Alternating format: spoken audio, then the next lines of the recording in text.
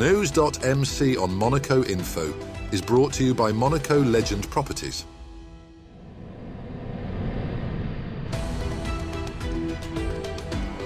Bringing you news on Monaco's economy, culture, sports and more. Welcome to NEWS.MC, your English rendezvous on Monaco Info. Coming up on NEWS.MC, discover past week's top stories and meet the people who make Monaco. Hello, my name is Luis Costa. I am the founder and executive editor of the Monegasque magazine, and you are watching NEWS.MC on Monaco Info. What's been making headline in the past week? Monaco highlighted the importance of its international investments during a conference held at MonacoTech and organised by the Monaco Economic Board in partnership with Nice-Matin on March the 5th.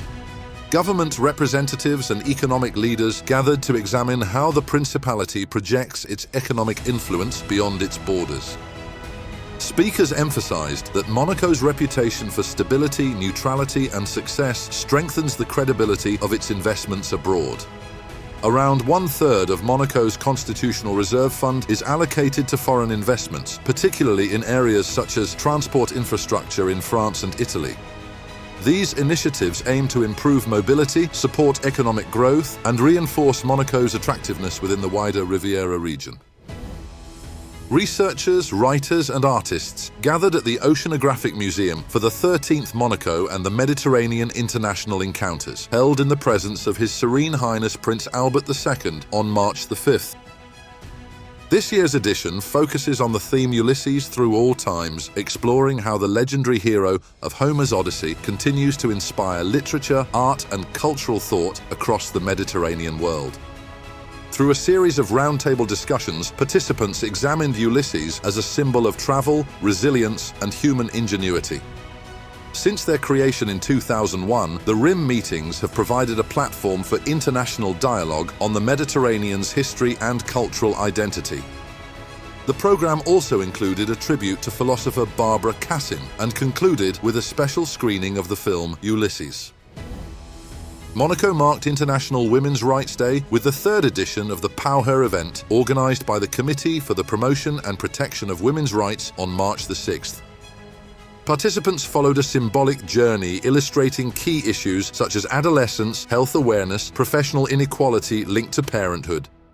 Sport also played a central role, with activities showing how disciplines traditionally associated with men, including rugby, can help promote equality and challenge stereotypes. Young people and school groups were strongly involved, reflecting the organisers' goal of raising awareness from an early age.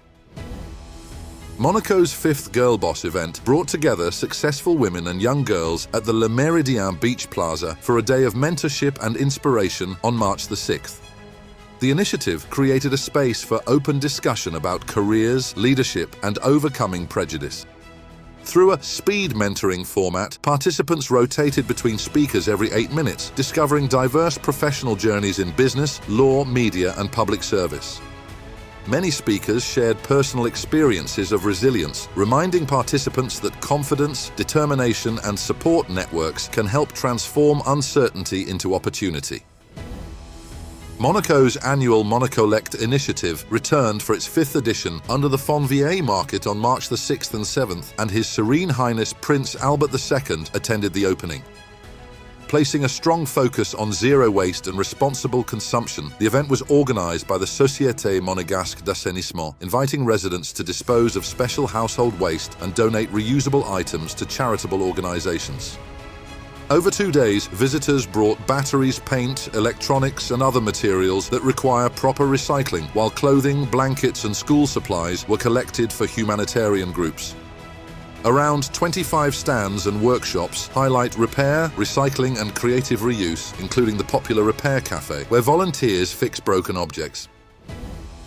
Stroke awareness remains a critical public health priority, and the Monaco Stroke Association continues to emphasise one essential message: every minute counts. During a conference on March 7th, supported by the Stelios Foundation, specialists and survivors highlighted the importance of recognising symptoms quickly and seeking immediate medical care.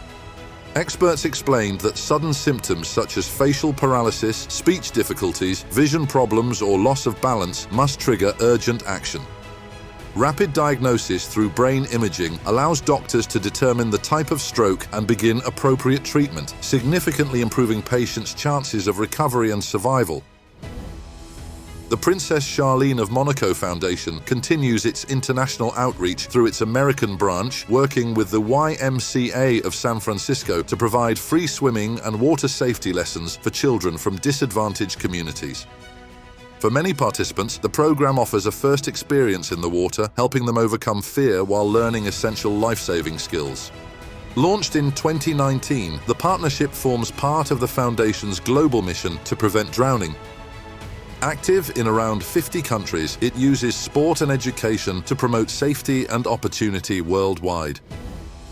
All Monegasque nationals stranded in the Middle East following the outbreak of regional tensions have now safely returned home. The final group arrived on March 8th after departing from Doha and Dubai. They were welcomed at Nice-Côte d'Azur Airport by Isabelle Béraud Amadei, Minister of Foreign Affairs and Cooperation, and senior diplomatic officials. The successful repatriation concludes a coordinated operation led by Monaco's diplomatic and consular services. The princely government thanked Ambassador Evelyn Genter and the crisis unit teams involved, while also praising the calm and responsible behavior shown by the Monegasque nationals throughout the difficult and uncertain situation.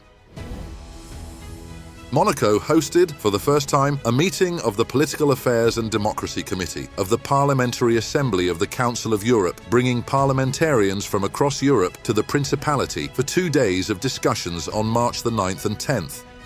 Organised at the initiative of the National Council, the gathering focused on major international issues affecting democracy, human rights and the rule of law among the Council's 46 member states.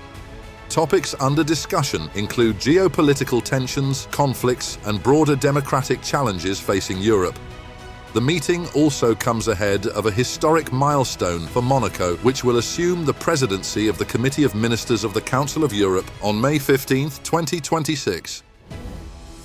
His Serene Highness Prince Albert II received several new diplomatic representatives at the Prince's Palace during a formal presentation of credentials on March the 11th. The sovereign welcomed Ruben Estuardo Najera Contreras, Ambassador of Guatemala, followed by Sanjeev Kumar Singla, Ambassador of India. Sir Thomas Drew, Ambassador of the United Kingdom, also presented his letters of credence, along with Dr. Tiko Toza Yole, Ambassador of Liberia. The ceremony concluded with Henri-Paul Rousseau, Delegate General of Quebec, who presented his letters of appointment. The occasion marked the official beginning of their diplomatic missions and reinforced Monaco's continued commitment to international dialogue and cooperation. On March the 11th, the Monaco Red Cross reflected on a year of significant humanitarian activity while preparing for new challenges ahead. Supported by 540 volunteers, the organization recorded more than 42,000 hours of service in 2025, contributing to 17 projects across 15 areas of intervention and assisting over 36,000 people worldwide. Within the Principality, 224 medical units were deployed at major events. Training remains central to its mission, with 380 first aid sessions delivered to nearly 6,000 participants. The figures highlight both the scale of the Red Cross's work. The 15th edition of the one-to-one retail e-commerce event took place at the Grimaldi Forum on March the 10th to 12th. It brought together industry leaders, digital experts and decision-makers to discuss the future of commerce. Over 3 days, the event featured conferences, targeted meetings and business appointments designed to encourage collaboration and accelerate new projects. More than 1,150 decision-makers and 200 exhibitors participated, exploring solutions linked to data, marketing, omni-channel strategies, and customer engagement. Discussions focused on the growing influence of artificial intelligence and the evolution of three-way commerce, connecting brands, customers, and AI.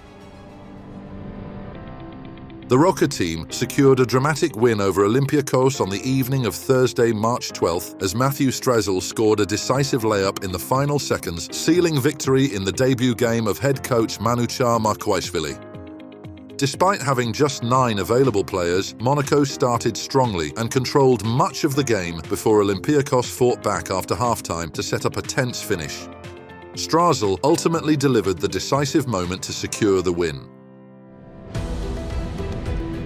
Next up, our exclusive interview with the personalities making the Principality. Hello, my name is Luis Costa. I am the founder and executive editor of the Monagasque magazine. I was born in Rio, in Brazil, and lived in Rio till I finished law school. And then I left to New York. And after 2 years in New York City, we end up going to Miami because I think we felt that we needed the warm climate. At that time, with my friends, said, let's go out one night. And we went to, I think at the time was Stringfellows, the nightclub. And I bumped into an unbelievable, beautiful Russian girl. And one day she calls me. At that time, there was not even mobile phones yet. So again, long story short, I ended up going to Russia to visit. It was still Soviet Union. This is what changed my life because when I arrived in Moscow, I saw that it was already opening. I visited the US Embassy. They told me, yeah, they're desperate for any kind of food. And I remember that Brazil was very strong in coffee. And then fast forward, by 95, I was one of the biggest coffee traders in the world. So that was the story, and it was so successful that by, I think it was 98, when my first son was born, I decided to stop completely working and said, okay, I have enough to live well, and I end up here actually I came 2000, but then I was already in another project in America, which I sold an internet company. But then finally I came here by 2003. In 2005, I bought my first apartment. So officially I got the residence in 2005, but I was already here a couple of years earlier. You make a lot of friends here. And somebody said, we have one building for sale here. And I had some contacts with a Swedish gentleman that was an asset manager in London. They never bought, they went back to London. Then several months later, the lawyer came to me, it was a Swiss lawyer, and says, I have something interesting to propose you. And we have a conversation, he says, I have somebody, he has been offered a license of Forbes. Is that something that could interest you? I said, absolutely not. I think 3, 4, 5 months later, they called me up and says, we're thinking of giving you equity. I said, that's a different story. So they did, and it was extremely successful in terms of results. And it went all the way to 2022. Forbes USA was sold. So at the same time, I say, it's kind of interesting, the publishing business, you know? And one day I'm reading the news in the internet, and I say, Bernard Arnault bought the Parisian. I say, why not the Monegasque? It doesn't exist here. Naturally, what I said, how can I go against, like a contrarian, against what people are doing? They do all the same. There are 1,000 luxury magazines, 1 billion luxury magazines. And then I had this idea, and I discussed with my editor-in-chief. She was the editor-in-chief of Forbes. I said, Nancy, what do you think if we make a magazine that the writers, the contributing writers, are famous people? And they accepted. So all of a sudden, we create a magazine that's very different. I have people from Prince Felix of Luxembourg to Prince Albert himself wrote an article, all different people. So the first, I was very, very, very fortunate to meet, to be introduced to Mr. David Namad. He's one of the greatest collectors of art in the world. Amazing person, amazing entrepreneur. So that was the first achievement. The second one came by chance. I was contacted by Michael Jackson's brother, Jermaine. He says, where are you? I said, I'm in Paris. I said, fantastic. I want you to meet the lawyers of the family. He said, well, what do you want to do? We want to do a Michael Jackson museum. And I said, why? What are you going to put in the museum? The Michael Jackson Globe? I said, no, I'm sorry, we didn't explain you well. Michael Jackson left 220 paintings. He was a painter. I said, no, I didn't know that. The reason why, of course, first is Michael Jackson. But second, all those paintings, he didn't do alone.